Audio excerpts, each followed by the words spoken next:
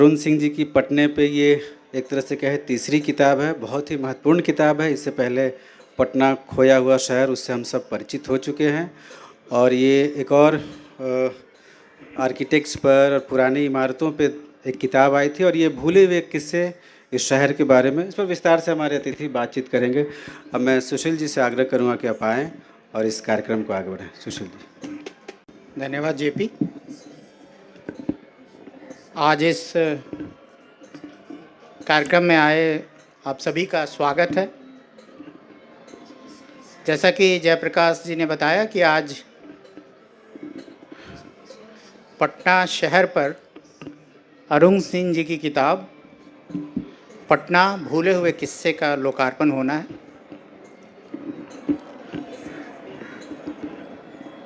अरुण जी की ये तीसरी किताब है पटना पे, और इसके पहले पटना खोया हुआ शहर और पटना वास्तुकला, इतिहास और कथाएं शीर्षक से 2 किताबें आ चुकी हैं। अरुण जी के बारे में बस यही कह दूं कि अरुण जी के अंदर पटना शहर जीते हैं अरुण जी उसको। और अरुण जी बहुत पुराने प्रख्यात पत्रकार, लेखक, वृत्तचित्र निर्माता और फोटोग्राफ़र हैं। और पत्रकारिता की शुरुआत इन्होंने आज से करीब 40 साल पहले की थी, और स्वतंत्र पत्रकार और फोटोग्राफ़र के रूप में इनकी रचनाएं देश के सभी प्रतिष्ठित पत्र पत्रिकाओं, धर्मयुग, साप्ताहिक हिंदुस्तान, कादम्बिनी, आउटलुक, अंग्रेजी, डिस्कवर इंडिया, एयर इंडिया और बाकी देश दुनिया की सभी प्रमुख पत्रिकाओं में छपी हैं। अखबारों में रेगुलर कॉलम लिखते रहे हैं, और खोजी पत्रकारिता और ख़ास तौर से पटना शहर को लेकर इनका काम बहुत अद्भुत है। और इनका एक और विशेष परिचय ये है, मैं बता देना चाहता हूँ कि दशरथ मांझी पर भी इनका बहुत काम है अरुण जी का। पटना कलम पर इनकी किताब है। खुदीराम बोस की जीवनी अरुण जी ने लिखी है, और ये पटना शहर पर 3 किताबें, पटना के लोगों के जीवन, शहर कैसे कैसे आगे बढ़ा, इस पर है। तो सबसे पहले हम लोग सब औपचारिक रूप से इसको विमोचित करने के लिए यहाँ इकट्ठा होते हैं।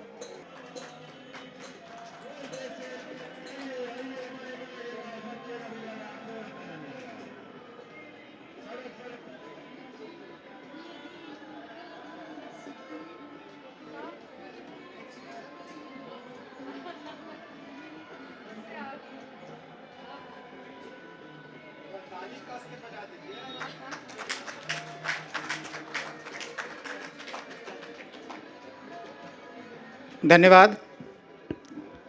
अब कार्यक्रम की औपचारिक शुरुआत के लिए सबसे पहले मैं वाणी प्रकाशन से अदिति जी को बुलाना चाहूँगा कि वो आएँ और स्वागत में कुछ कहें। अदिति जी। आप सभी का वाणी प्रकाशन ग्रुप की ओर से स्वागत है। पटना पुस्तक मेला यानी ऐसे पाठकों का जमावड़ा जहाँ पर देश की विभिन्न राजनीतिक विचारधाराओं का संगम होता है, विभिन्न ऐतिहासिक मुद्दों पर नए विमर्श खोले जाते हैं, और जहाँ कविता से प्रेम किया जाता है। तो पटना पुस्तक मेला मेरे जहन में बचपन से एक ऐसी जगह के रूप में समाहित है जहाँ साल में आना यानी एक तीर्थ की ओर हर साल अपनी यात्रा करना। आज 61वें वर्ष में वाणी प्रकाशन प्रवेश तो कर चुका था, लेकिन अब 62वें में जा रहा है। भारतीय ज्ञानपीठ की पुस्तक प्रणाली और यात्रा बुक्स, जिसे जयपुर लिटरेचर फेस्टिवल की संस्थापक नमिता गोखले जी ने संस्थापित किया था, इन दोनों बड़ी संस्थाओं का वाणी प्रकाशन में जुड़ जाना आप लोगों की ओर हमारा कृतज्ञता भरा प्रणाम और गहरा और झुका हुआ करता है, क्योंकि यदि आप ना होते तो ये भी ना हो पाता। आज श्री अरुण सिंह जी की पुस्तक पटना भूले हुए किस्से को लेकर आपके समक्ष उपस्थित हुई हूँ। अरुण सिंह जी का होना पटना होना है। हिंदुस्तान में उनके कॉलम छपते रहे और अनीश जी हमारे मित्र और विनीत बाबू यहाँ हमारे साथ हैं, जेपी जी हैं, ये सभी लोग शायद 15 से 18 साल पुराने हमारे मित्र। उन्होंने मुझे बताया कि एक ऐसा व्यक्ति है, हिंदी में एक शब्द है हापुड़ की तरफ ज़्यादा इस्तेमाल किया जाता है जिसे कहते हैं जारा, जो कि एक शहर का दस्तावेज़ होता है, वो व्यक्ति ही दस्तावेज़ होता है। तो उन्होंने कहा कि अगर पटना का दस्तावेज़ जानना चाहती हो तो अरुण सिंह जी से मिलो। और यूँ मेरी मुलाकात हुई हम सभी के प्रिय और आदरणीय अरुण सिंह जी से। और मुलाकात ऐसी हुई कि जब उनसे बातचीत शुरू हुई और उनके ज्ञान के बारे में जाना, बिहार की समझ के बारे में जाना, यहाँ के इतिहास, समाजशास्त्र, एंथ्रोपोलॉजी के पे जो उनकी पकड़ है उसके बारे में जाना, तो आश्चर्यचकित रह गई। इससे पहले पटना खोया हुआ शहर पुस्तक प्रकाशित हो चुकी है, जो कि मल्टीपल एडिशंस में प्रकाशित हो चुकी है और अब आप सबके बीच में भारी मात्रा में इसकी प्रतियां जा भी चुकी हैं। और अब इस किताब से आगे चलकर हम पटना खोया हुआ शहर से आगे होकर भूले हुए किस्से की ओर जा रहे हैं। आपको एक बात और बता दूं कि आने वाले वर्षों में शहरनामा पटना भी प्रकाशित होने वाला है, जो कि एक बड़ा ग्रंथ होगा इस शहर के इतिहास पर, जो अरुण सिंह जी उसे पूरा कर रहे हैं। और साथ ही पटना में एक बाईजियों की बड़ी परंपरा रही है, जिन्हें हम आज बड़े निंदापूर्वक तवाइफें कह देते हैं। वो कहीं ना कहीं सांस्कृतिक धरोहर की तिजोरियां थीं। उनके जीवन पर रोशनी डालती उनकी पुस्तक उम्मीद है कि अगले वर्ष पुस्तक मेलों में रौनक बढ़ाएगी। अरुण सिंह जी के साथ काम करने का सौभाग्य एक एडिटर के रूप में मुझे यूं भी प्राप्त होता है कि लेआउट से लेकर, डिज़ाइन से लेकर भाषा की रवानगी तक उनका जो समर्पण है किताब के प्रति, वो काबिले तारीफ़ है। ये बहुत कम लोगों में देखा जाता है। वाणी प्रकाशन में हम बहुत से महत्वपूर्ण युवा नव लेखन वाले सभी नई कलमों के साथ एक प्रकाशन गृह की संरचना को सोचते हैं, हर साल सोचते हैं अब इसमें नया क्या करें। लेकिन उसके साथ साथ जो कुछ लोग बुनियाद बनाते हैं, जो कुछ लोग टेम्परामेंट सेट करते हैं, जो कुछ लोग टेम्पो सेट करते हैं कि डिज़ाइन क्या हो या भाषा क्या हो या किताब कैसी होनी चाहिए, उन कुछ लोगों में हमारे अरुण सिंह जी हैं। मुझे लगता है कि वाणी प्रकाशन ग्रुप का सौभाग्य है कि आज अरुण जी की किताब को हम सभी यहाँ अपने खुद के शहर में, गोद में लोकार्पित कर रहे हैं। और आप सभी से मेरा अनुरोध है कि किताब के बारे में जानने के बाद, लेखक से मिलने के बाद किताब ज़रूर लें और अपनी प्रतिक्रिया से हमें ऑनलाइन, ऑफलाइन जैसे भी हो अवगत ज़रूर कराएं। मैं श्री प्रोफेसर इम्तियाज़ अहमद जी, जो कि पूर्व निदेशक हैं खुदा बख्श ओरिएंटल लाइब्रेरी के, उनका करबद्ध स्वागत करती हूँ और हमारे प्रकाशन गृह के सेल्स ऑफिसर राहुल ठाकुर जी से अनुरोध करती हूँ कि सर का स्वागत करें। और तालियों की गड़गड़ाहट इस गुनगुनी धूप को और सुंदर बना देगी, हमें विश्वास दिलाएगी कि आप हमारे साथ हैं।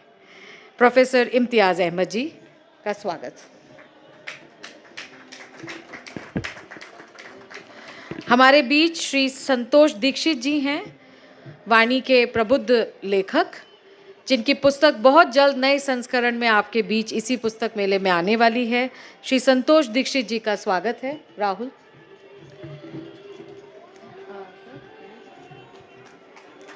हाँ? मेरा अगला अनुरोध राहुल से होगा कि श्री सुबोध मालाकार जी, प्रोफेसर, पूर्व professor JNU, once a professor always a professor though sir, statistics, आपका बहुत बहुत स्वागत है।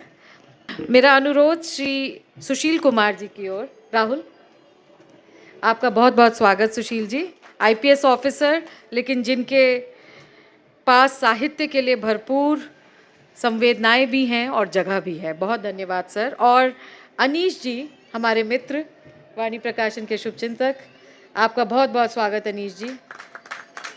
शायद हमारी कॉफ़ी की मुलाकात ना होती तो ये किताब आज इस मंच से हमारे बीच ना होती। बहुत धन्यवाद। अब कार्यक्रम की रूपरेखा आगे हमारे संचालक महोदय के साथ। बहुत शुक्रिया।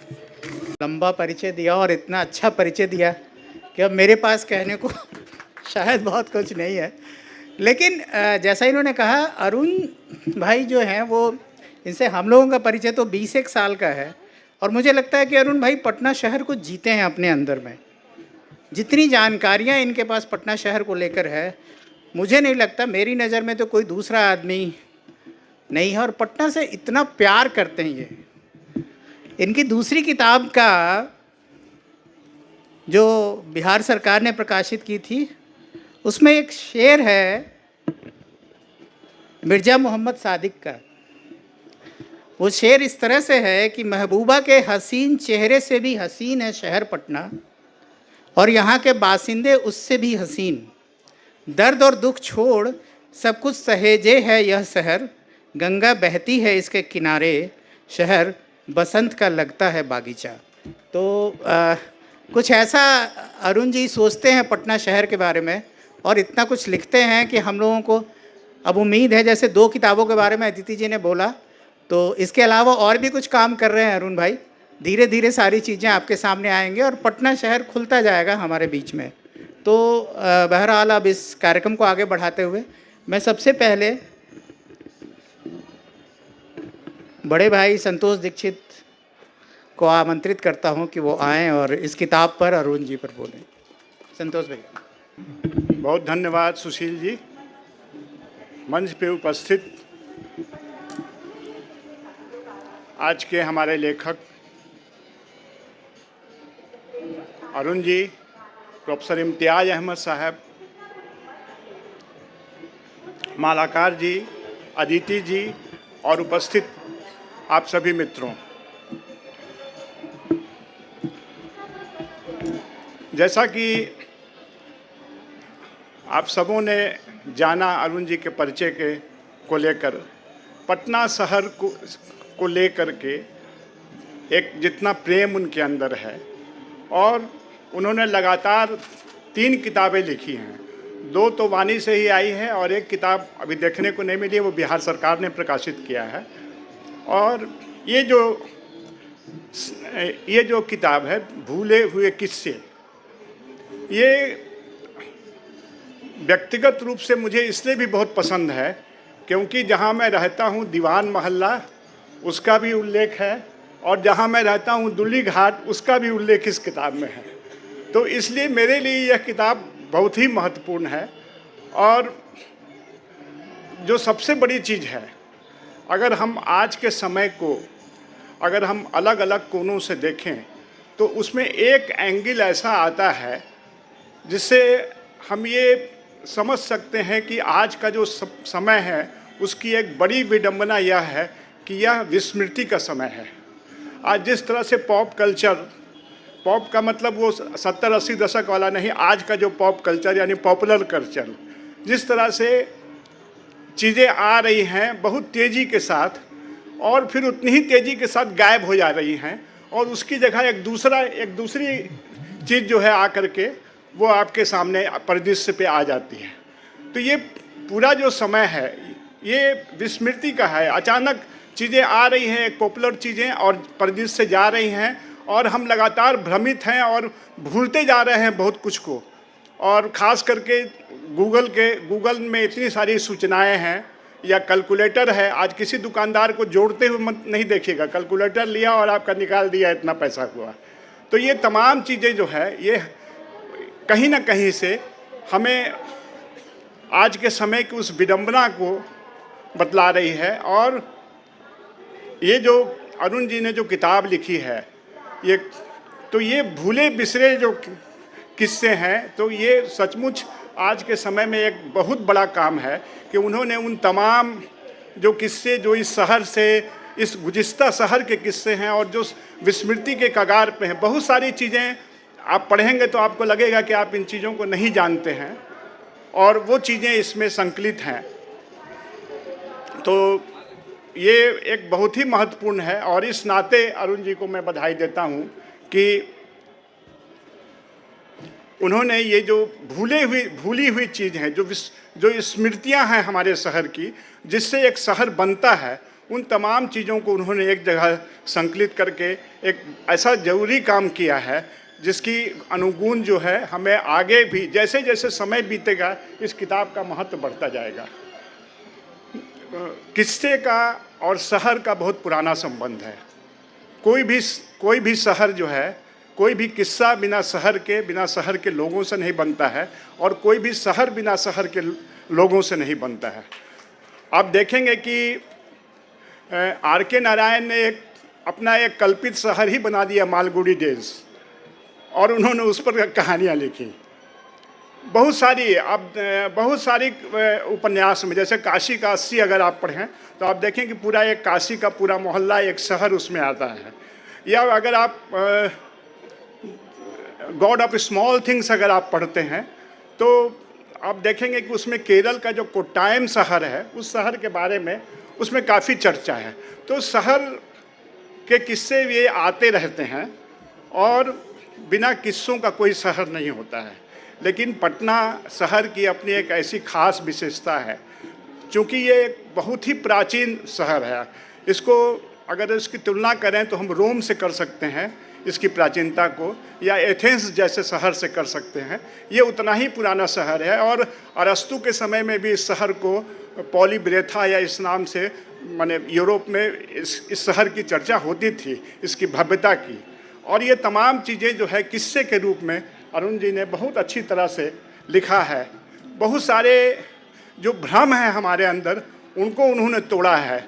जैसे कि राजा नंद के बारे में हम लोग जानते थे कि बड़ा अत्याचारी राजा है, वो एक अच्छा राजा, उसके बारे के ख्याति इतिहास में राजा नंद को लेकर के नहीं है। लेकिन अरुण जी ने के इस किस्सों में नंद के बारे में कुछ ऐसी सूचनाएं हैं, जैसे कि पाणिनि जैसे विद्वान जो है वो उसके दरबार में रहते थे, और बहुत सारे और भी जो विद्वान हैं तो वो उनके दरबार में वो प्रश्रय पाते थे। तो ये एक अलग तरह की विशेषता है जो किस्से में आती है।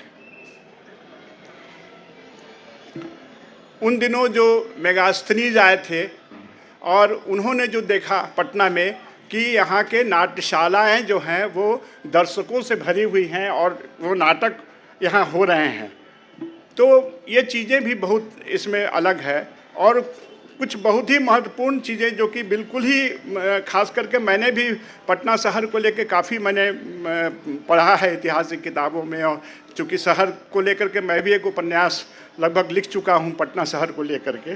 तो इसमें लेकिन ये जो एक इसमें कोसा और स्थूलभद्र की जो कथा है, और ख़ास करके सम्राट अशोक के 9 अज्ञात कुछ पुरुष थे, वो जासूस की तरह के थे।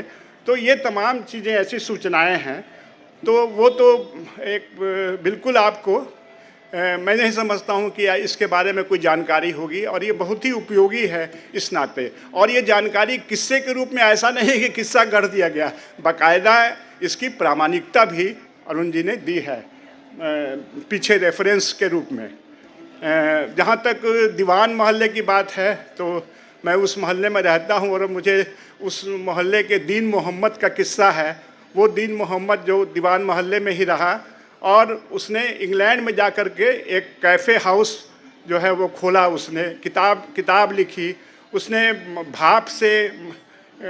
भाप घर खोला, और लोगों के मालिश करने का जो चीज़ें जो है वो उसने बहुत बड़ा काम किया, जो भारत में उस समय मतलब जो असंभव सा काम था, वो दीवान मोहल्ले से उठ के दीन मोहम्मद ने किया। तो और उसी दीन मोहम्मद पे कि उसने एक डायरी भी लिखी जो प्रकाशित हुई है, और वंदना राग का एक उपन्यास आया था विसात पे जुगनू, वो भी दीन मोहम्मद की उन डायरियों के रेफरेंस से शुरू होता है। तो वो काफ़ी एक माने व्यक्तित्व जो है उनका वो बहुत प्रसिद्ध है, इतिहास प्रसिद्ध है। तो वो इसमें है। दुल्ली घाट है, बौली है जो मेरे घर से बिल्कुल मतलब 2-3 फर्लांग पे है, गुजरी बाज़ार है, और वो तमाम पुरानी इमारतें, पुराने जो तवाइफें, जो गायकी की जो परंपरा, यानी पटना सिटी का जो, और वो कुछ अद्भुत किस्से हैं उसमें। जैसे आपको हीरानंद शाह की गली है एक सिटी में, जहाँ जगत सेठ के वंशज लोग आकर के रहते थे। तो ये सब तमाम जो किस्से हैं, ये आपको बिल्कुल अपने शहर से को लगेगा कि आप फिर से इसमें एक बार घूमें और अरुण जी की किताब के हिसाब से, उनकी नज़र से इस शहर को देखें। वो आपको बिल्कुल बाध्य कर देंगे। ये एक बहुत बड़ी विशेषता है इस किताब की। और फिर इसमें बहुत सारी साहित्यिक भी सूचनाएं हैं, जैसे खड़ग विलास प्रेस के बारे में, जहां से बिहार बंधु जैसा अखबार और भारतेंदु का पूरा साहित्य छपा।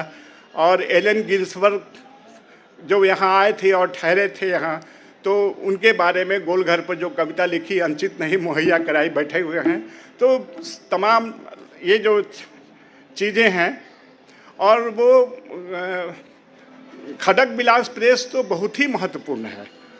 और इसमें कुछ ऐसे दोस्ती के भी किस्से हैं, जैसे वो धरणीधर तिवारी का एक प्रेम का किस्सा है, और फिर एक और भी मैंने कई किस्से हैं, अब मैं ज़्यादा नहीं बतलाना चाह रहा हूँ। जातीय गन्ना बिहार में जो भी जिसका हल्ला है, वो भी किस तरह से अंग्रेज़ों के समय में हुआ, किस तरह से शराबबंदी भी एक बार पूरे बिहार पटना में हो चुकी है, पहले भी 1600-1700 के ज़माने में। वो सारी चीज़ें इस किताब में हैं। तो इस किताब के बारे में कहने से ज़्यादा इसका लुत्फ़ पढ़ने में है। मैं यही कहूँगा कि पढ़ने में इसका ज़्यादा लुत्फ़ है, क्योंकि पूरे शहर कैसे बनता है, किन तरह के लोगों से बनता है, कैसे कैसे किस्से होते हैं जो एक शहर को जीवंत बनाते हैं, उसकी एक पूरी रवायत, एक पूरी परंपरा को बनाते हैं। ये सारी चीज़ें अरुण जी ने बहुत अच्छे तरीके से लिखी है। और अरुण कमल जी ने इसकी भूमिका लिखी है, और उन्होंने कहा है कि ये जो है ये पूरे पटना शहर का कार्डियोग्राम है। तो सचमुच ये पटना शहर के दिल की धड़कन है। अरुण जी ने इतना जो बड़ा काम किया, इस शहर को उन्होंने एक उपहार दिया है, इस शहर में रहना उन्होंने अपना सिद्ध कर दिया है। और हम सब इसको पढ़ करके इसको जितना हम लोग एंजॉय करेंगे, मैंने समझता हूँ कि ऐसी किताबें बहुत कम आती हैं, इसका स्वागत होना चाहिए। धन्यवाद।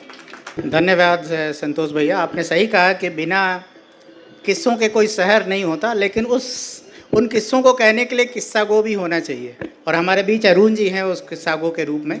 अब हमारे पास और 3 वक्ता हैं, तो मैं बिना देर किए हुए प्रख्यात इतिहासकार, हम सबके गुरुदेव, खुदा बख्श ओरिएंटल लाइब्रेरी के पूर्व निदेशक आदरणीय डॉक्टर इम्तियाज़ अहमद सर को आमंत्रित करता हूं कि वो आएँ और इस किताब पे बोलें। आज के इस आयोजन के सबसे महत्वपूर्ण व्यक्ति अरुण सिंह जी, दीप्ति जी, स्टेज पर और जो मेहमान हैं, और आप सभी लोग जिनको मैं ख़ास मेहमान कहूँगा। अरुण जी की तीसरी किताब है, जैसा कि आपने सुना, और इससे पहले जो 2 किताबें छप चुकी हैं उनके बारे में भी आपने जाना है।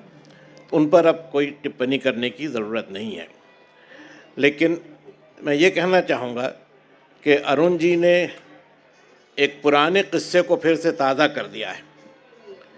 कोई 100 साल पहले 1924 में एक किताब छपी थी, यहाँ पटना में छपी थी, और उसके लेखक थे उर्दू के बहुत ही मशहूर शायर शाद अज़ीमाबादी। उस किताब का नाम था नक्श पायदार, दी इंडेलिबल इम्प्रिंट आप कह सकते हैं, अमिट छाप। और उसमें उन्होंने पटना के बारे में एक बहुत ही विस्तृत विवरण दिया था, यहाँ के इतिहास के बारे में, यहाँ के लोगों के बारे में, यहाँ की इमारतों के बारे में। तो ये एक पहली किताब मेरी नज़र से गुजरी थी। कोई 100 साल पहले की किताब है, इसका प्रकाशन 1924 में हुआ था। मेरी नज़र में ये पहली किताब थी जिसने पटना को, इसके सारे आयाम, इसके सारे डिमेंशंस को समेट करके एक साथ प्रस्तुत किया था। फिर उसके बाद अभी 1930 के लगभग एक दूसरी किताब आई, यादगार रोज़गार, जो बदरुल हसन साहब ने लिखी थी।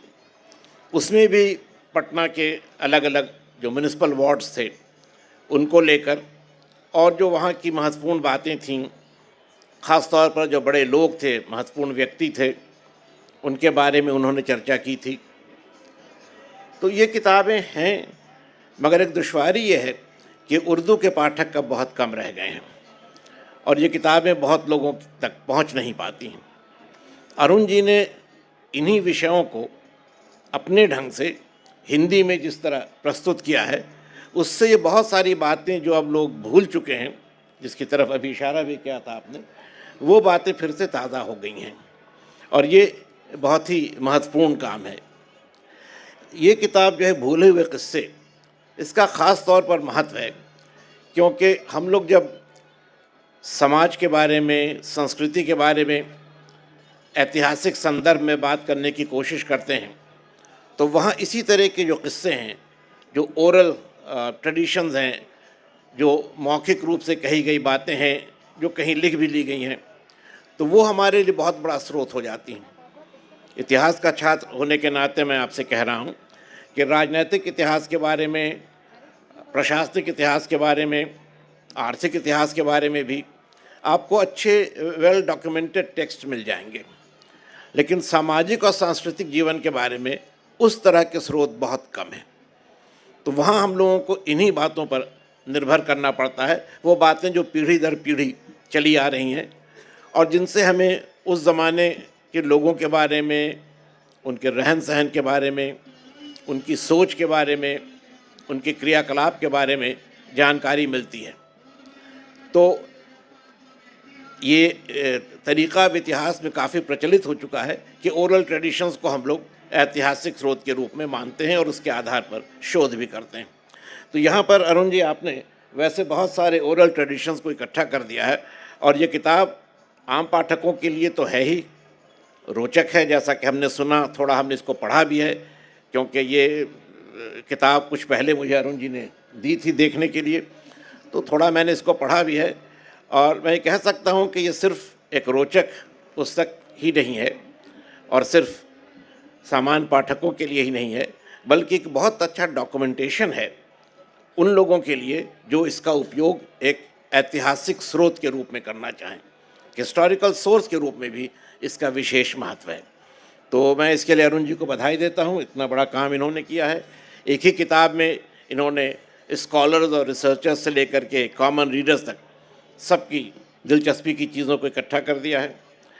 और मैं दीप्ति जी को भी मुबारकबाद दूंगा कि उन्होंने इतनी अच्छी किताब प्रकाशित की और ये जो ट्रायलॉजी थी पटना के बारे में, उसका ये लेटेस्ट एडिशन अब आ गया है। पहले दो के बारे में आप जान चुके हैं। अरुण जी से मेरा एक मशवरा है, आप पर तो बहुत सारे कामों का बोझ है, मैं एक बोझ और बढ़ाने की जुर्रत कर रहा हूँ। वो ये कि अभी तस्करा हुआ मेगास्थनीज का और उसकी रचना का और पालिम मोथरा के बारे में जो कुछ उसने लिखा है, तो ये भी एक ख़ास बात है, शायद आप लोगों के जहन में हो कि पहला विदेशी यात्री जो भारत के किसी शहर में आया वो मेगास्थनीज है और वो इसी पाटलिपुत्र या पटना में आया था, चंद्रगुप्त मौर्य के दरबार में सेल्यूकस के दूत के रूप में, और उसने बहुत समय यहाँ बिताया। उसके बाद भी ये सिलसिला जारी रहा है, बिंदुसार के समय में भी ग्रीक एम्बेसडर आते रहे, मगर मेगास्थनीज की खासियत यह है कि उसकी किताब थी, गरचे वो कंप्लीट फॉर्म में अब नहीं है लेकिन उसके एक्सट्रैक्ट्स मौजूद हैं। तो मैं ये कह रहा था अरुण जी कि वहाँ से लेकर एक सिलसिला है यात्रियों का जो पटना आए, हिंदुस्तान की और बातों का भी छोड़ दिए, पटना आए, चाइना से आए, तिब्बत से आए, यूरोप के लगभग 8 देशों से आए, और इनमें लगभग अधिकतर लोगों के जो संस्मरण हैं या जो उनके अकाउंट्स हैं वो प्रकाशित हैं। और उसमें पटना शहर के बारे में अभी सादिक की जिस शेर का जिक्र हुआ उसी के अकाउंट में किताब सुबह सादिक में है। तो मेरा ये मशवरा होगा कि आप अपनी सारी मसरूफियतों के साथ इस एक काम को भी अगर कर लीजिए तो हम जैसे पाठकों पर आपका एहसान होगा कि पटना के बारे में जो विदेशी यात्री आए हैं उनके क्या अनुभव रहे हैं और उन्होंने अपने समय के पटना के बारे में क्या कहा है। जैसे अभी आपने बताया कि ये शहर जो है वो महबूबा के रुख से भी ज़्यादा खूबसूरत है, तो वो क्या शहर रहा होगा इसकी हम लोग सिर्फ कल्पना कर सकते हैं, लेकिन उन बातों को याद कर लेना और उससे कुछ प्रेरणा लेना अच्छा लगता है। और एक फ़ारसी का मिसरा है कि गाहे गाहे बाज खां ई क़िस्से पारी नारा, यानी इन पुराने किस्सों को बार बार दोहराते रहो। अरुण जी ने इसको दोहराया है, इनको बहुत मुबारकबाद। शुक्रिया। धन्यवाद सर। आपने सही फरमाया कि अरुण जी की जो किताबें हैं उसमें स्कॉलर से लेकर आम आदमी तक के लिए तमाम चीज़ें, जानकारियाँ होती हैं। और इनकी जो दूसरी किताब आई है जो बिहार सरकार ने प्रकाशित की है, इसको पढ़ते हुए पता चला कि पटना शहर की जो सरकारी बिल्डिंग्स हैं और जो पुरानी कई इमारतें हैं, यहाँ एक आर्किटेक्ट था, आया अंग्रेज़ आर्किटेक्ट म्यूनिंग्स, मुझे जहाँ तक याद है, ये उसी समय ये इमारतें यहाँ बना रहा था जब लुटियन जो है वो दिल्ली में इमारतें बना रहा था। तो ये अरुण जी की किताबों में ये सब अद्भुत अकाउंट्स आपको मिल जाएंगे। भरी पड़ी हैं ऐसे अकाउंट्स और ऐसे जानकारियों से किताबें। तो मैं अब बिना देर किए हमारे बीच डॉक्टर विनय कुमार सर आ चुके हैं, तो सबसे पहले तो उनका एक औपचारिक स्वागत।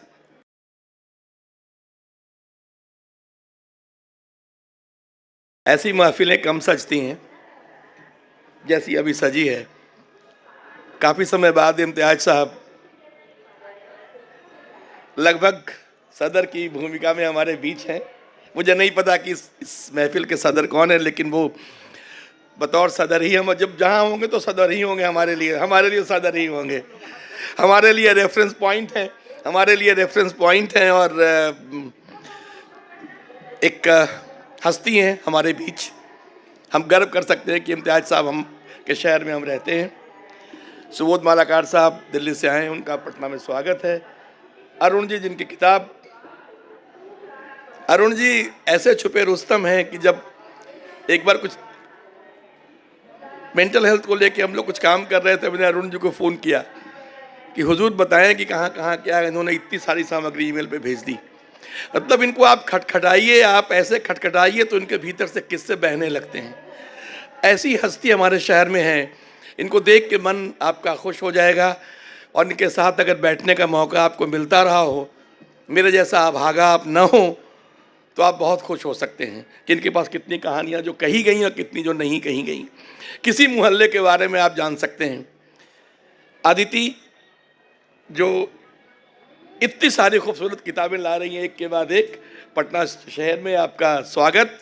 और हमारे शहर की पहचान को और पुख्ता करने की दिशा में आपने इतनी खूबसूरत छापी है, इसके लिए तालियां। शहर बड़ा कौन? शहर बड़ा वो जिसके पास कहानियां ज़्यादा। हुआ या किस्सा बताते हैं। मैं बहुत गंभीर बातें करने के मूड में नहीं हूँ, इसलिए कि संतोष दीक्षित जी को सुनने के बाद और इम्तियाज साहब को सुनने के बाद मैंने अपना मूड चेंज कर दिया। मैंने कहा कि मैं गंभीर बातें नहीं करूँगा, मैं एक किस्सा सुनाता हूँ। एक बार एक अमेरिकन पहुँचा ऑक्सफोर्ड, तो ऑक्सफोर्ड में जो लश ग्रीन जो उसके जो लॉन्स थे, सब देखने के बाद उसने एक आदमी देखा कि कोई आदमी यहाँ दिखाई नहीं पड़ रहा है।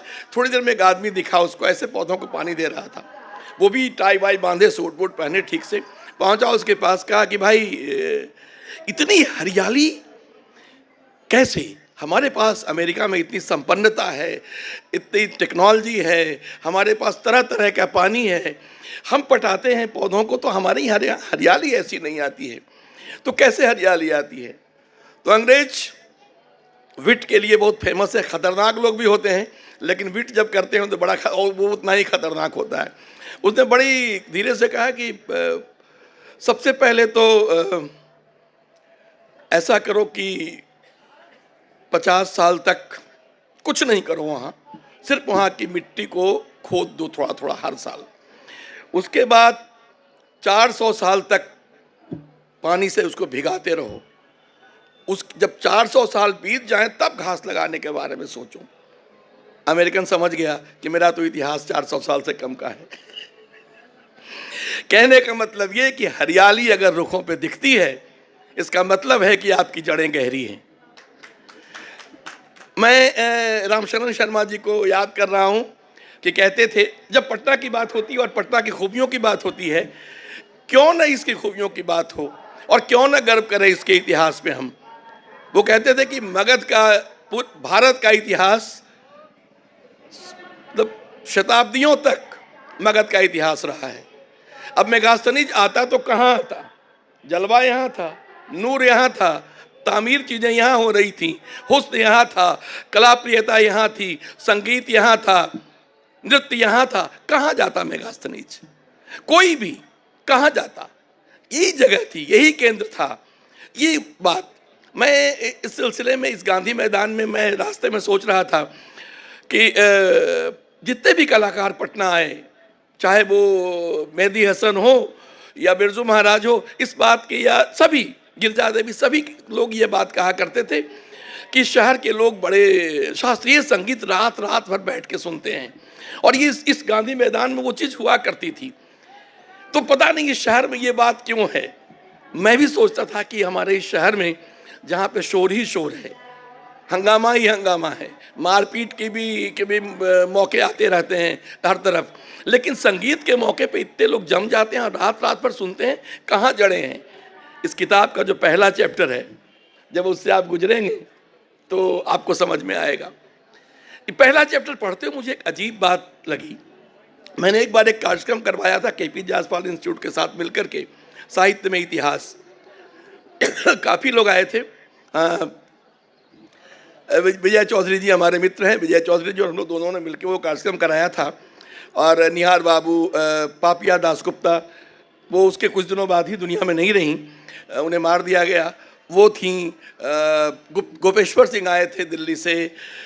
नंद किशोर नवल जो अध्यक्षता नहीं करना चाहते थे, कभी कहते थे कि अध्यक्ष वही बन सकता है जिस जो नख दंत विहीन हो गया हो, उन्होंने अध्यक्षता की थी। उन्होंने अध्यक्षता की थी उस कार्यक्रम की, और कार्यक्रम का नाम था साहित्य में इतिहास। मुझे लगता है कि जितनी खूबसूरती से साहित्य से एक अंश को उठा करके ऐतिहासिक गरिमा से भर दिया है आरंभ को अरुण जी ने, ये कमाल का काम है, ये कमाल का काम है।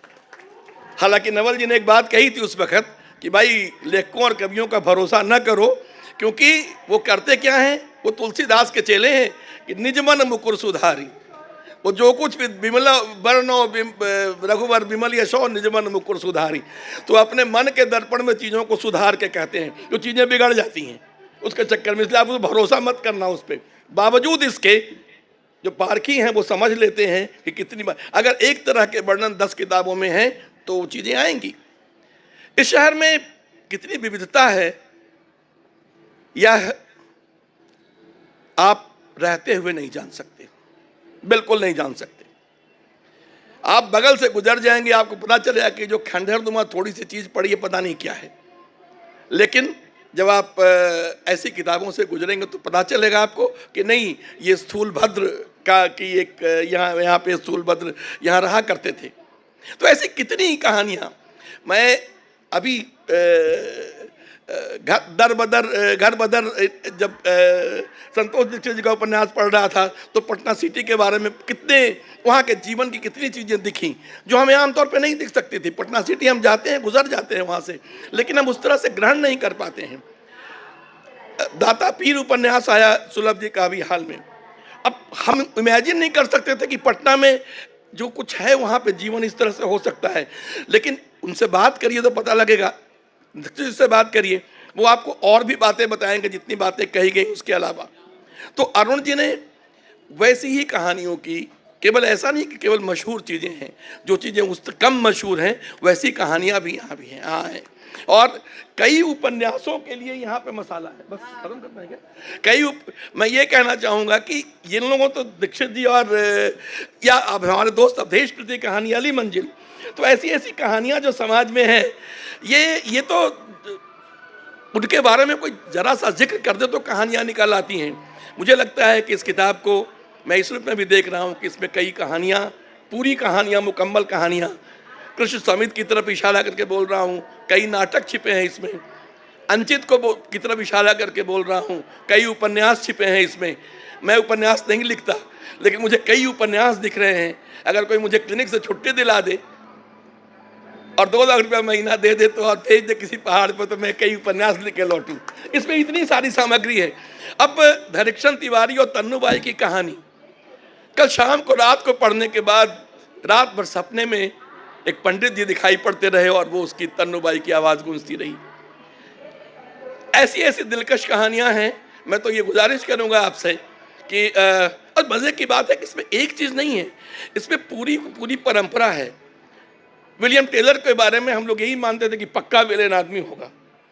अब उसके बारे में बात की जाए तो उन्होंने 2-3 चैप्टर में देकर के उसके भीतर के मनुष्य को निकाला है। असल में दुनिया काले सफ़ेद में नहीं होती। ये सही है, ये गलत है, नहीं होती। जो सही है वो भी कुछ गलत है, जो गलत है वो भी कुछ सही है। मनुष्य के भीतर आप अगर झांकेंगे तो हर इंसान के भीतर वही राम और रावण मिलेगा।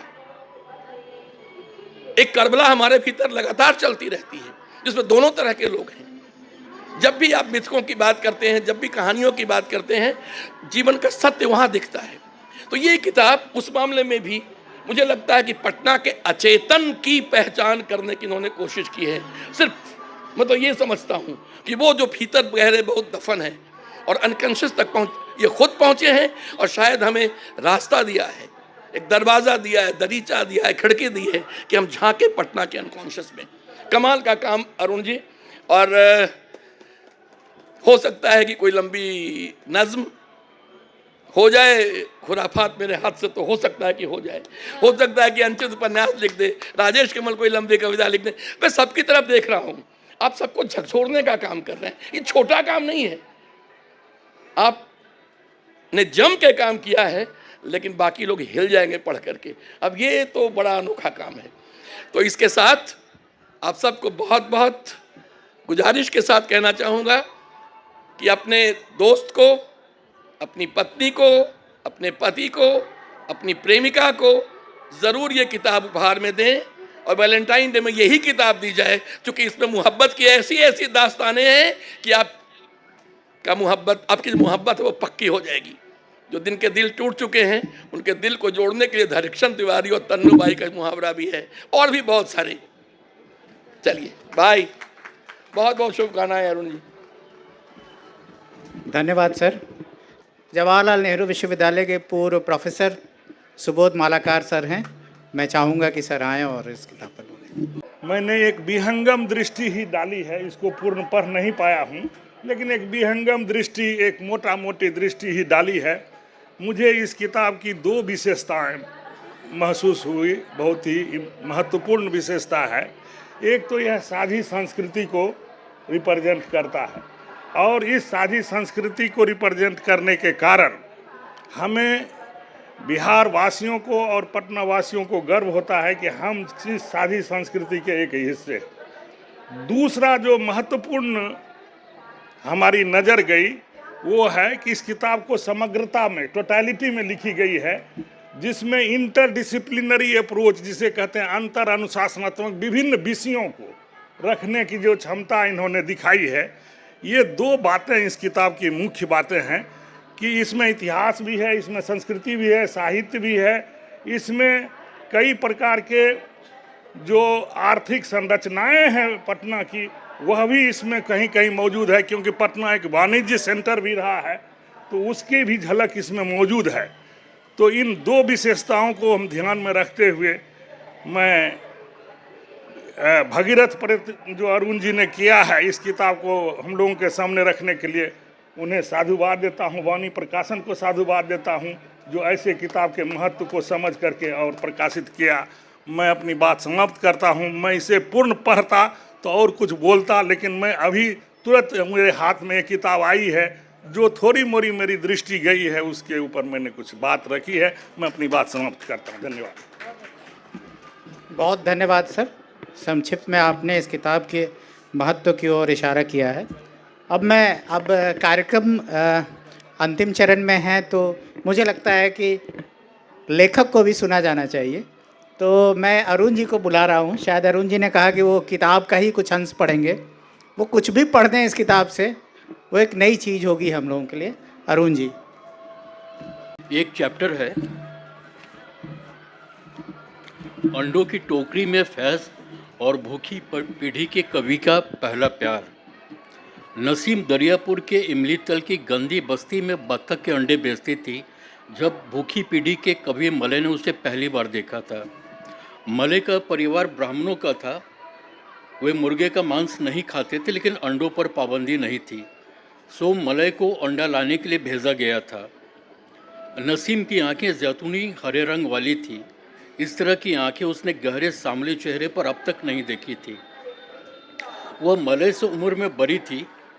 मलय के घूर कर देखने का उस पर वैसा कोई असर नहीं हुआ था जैसा कि उसके मोहल्ले के अन्य लड़कियों पर हो जाता था।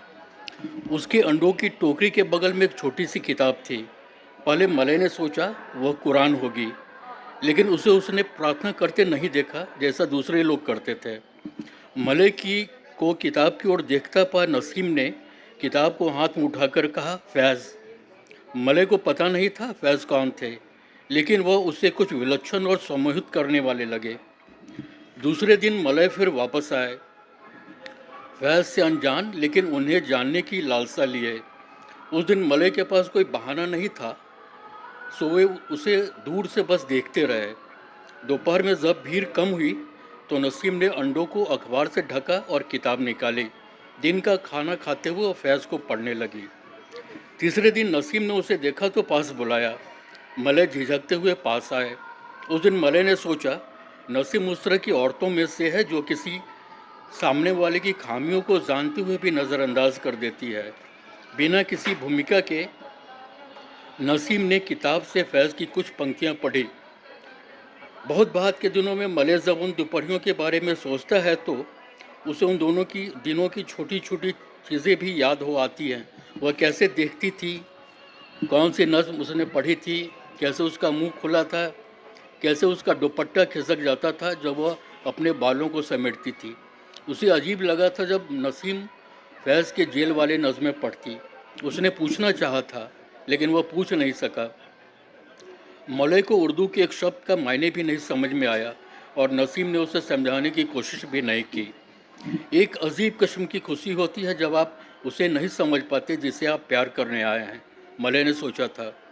उर्दू और फैज़ के लुभाने वाली पंक्तियां अंधेरे में उसके लिए अजनबी की तरह थी और उसे न जानने की खूबसूरती ने मलय को कभी नहीं छोड़ा। उन गर्मियों में नसीम ने उसे प्रेम के सुख से परिचित करवाया था। नसीम के घर में पकने वाला गोश्त और उसकी खुशबू उसे लुभाते। मलय उन्हें चखने के लिए पूछता। नसीम हंसती। उसे पता था वह वर्जित वस्तु की मांग कर रहा है।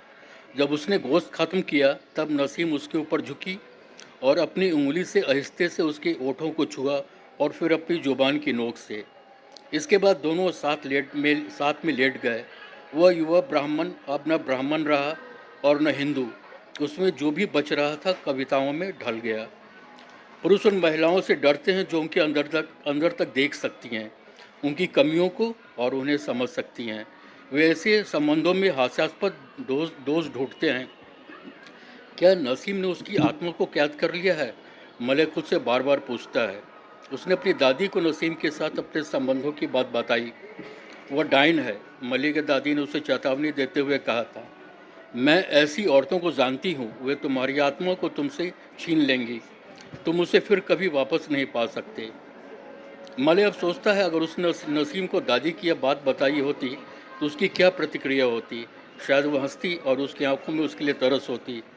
वह उस जैसी औरतों से प्रतिस्पर्धा नहीं कर सकता। लेकिन मलय की दादी ने ठीक ही कहा था। नसीम ने उसकी आत्मा को छीन लिया था और बड़े मज़े लेकर उसे चबा गई थी। मलय घर से बाहर यात्रा पर निकल गया। जब घर वापस लौटा और फिर यात्रा पर निकल गया, लेकिन वह फिर कभी नसीम से मिलने इमलीतल नहीं गया। धन्यवाद अरुण जी। आपको फिर से एक बार बधाई। और इस किताब के बारे में इस किताब की भूमिका लिखते हुए अरुण कमल ने लिखा है कि पटना भूले हुए किस्से एक अनूठी कृति है।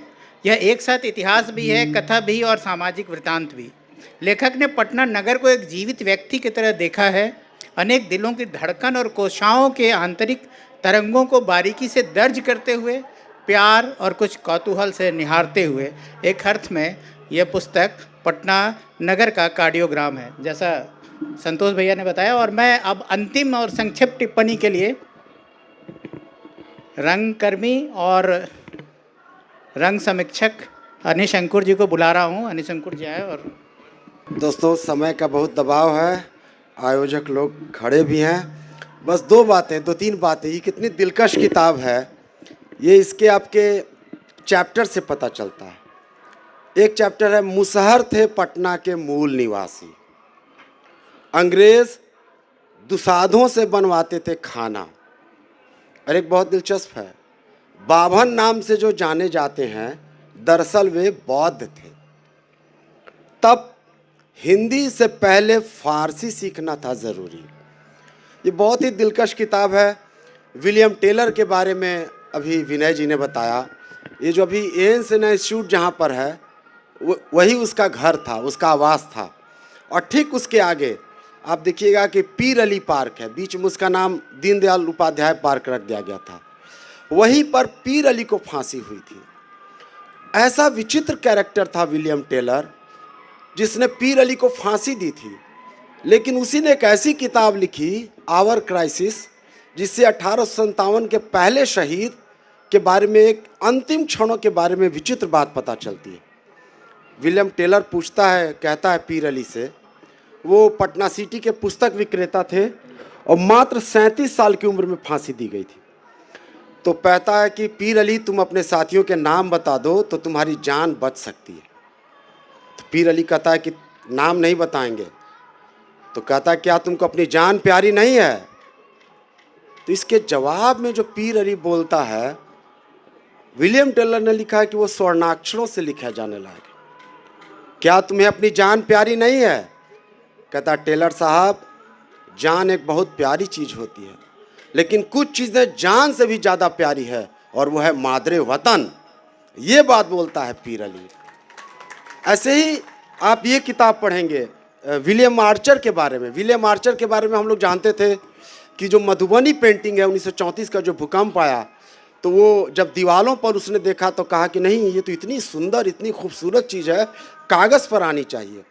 और मिथिला पेंटिंग की जो महान महिलाएं हैं, महासुंदरी देवी, कर्पूरी, सीता देवी, सब लोगों का बहुत बड़ा योगदान है। अरुण जी की किताब से पता चलता है कि जिस आदमी का इतना बड़ा योगदान था, आप सचिवालय के सामने जो 7 शहीदों की जो मूर्ति है, वो गोली भी विलियम टेलर ने चलाई थी, ये विलियम आर्चर ने चलवाई थी। विचित्र बात। और वो विलियम आर्चर जो भारत के स्वाधीनता संग्राम का समर्थन था, बाद में उस अपराध बोध से वो 79 में इंग्लैंड में आत्महत्या कर लेता है। तो ऐसी बहुत ही दिलचस्प और दिलकश कहानियां हैं। मैं अरुण जी को बहुत बहुत बधाई देता हूं और आप सबसे आग्रह करता हूं कि इसको ज़रूर पढ़ें। शुक्रिया, धन्यवाद। शुक्रिया अनिश जी। और अब धन्यवाद ज्ञापन के लिए अदिति जी।